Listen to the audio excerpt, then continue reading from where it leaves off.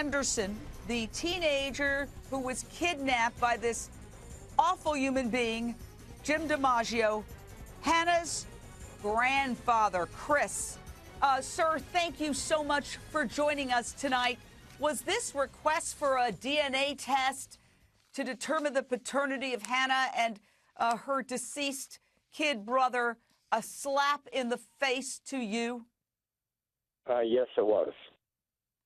Tell me your reaction when you first heard this, because I almost fell out of my chair. I was like, the nerve, the sheer nerve, the audacity to do this to a family that has been shattered. And this is the sister, representatives of the sister of the killer kidnapper. It doesn't surprise me because I feel she's been covering up. She's talked to him and I guess has lied in the past about talking to him. So it's all about the money. And, you know, this has happened, from what I understand, 2 years ago when Hannah would have only been 13, 14. And I know there couldn't have been anything going on. I don't know why he left it, but, you know, and from what I understand, it was left to supposedly Hannah and Ethan. So if this was a plan, you know, that back then it wouldn't have had Ethan. It would have been just to Hannah. But I don't know what her motive is other than the money.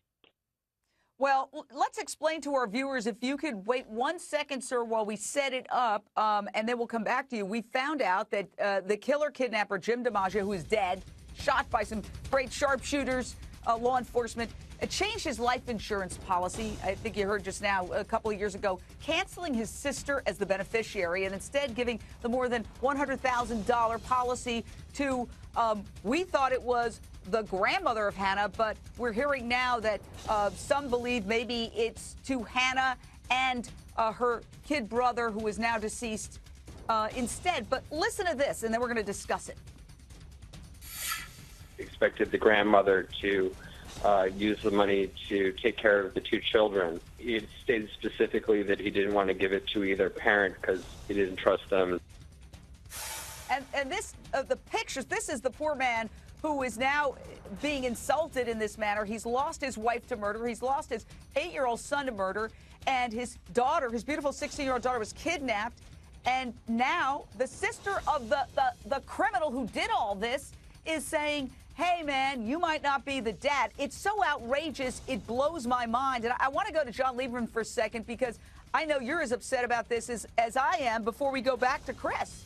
Yeah, I mean, I got to tell you, Jane, if the family really just wanted to know whose DNA this was, they could have done this privately. They didn't have to come out through a spokesperson, open up all of these wounds. And the bottom line, Jane, is this, that this man, Mr. DiMaggio, is still a torturer. He's a killer. There were 2 innocent victims, 3, of course, including Hannah, and nothing can change that. And if he is indeed the father of Hannah, and there's absolutely no evidence to suggest that, I might add, it makes this crime even more heinous that he could kill his own son and kidnap his own daughter. But none of it makes any sense. It could have been done privately. It didn't have to be done like this.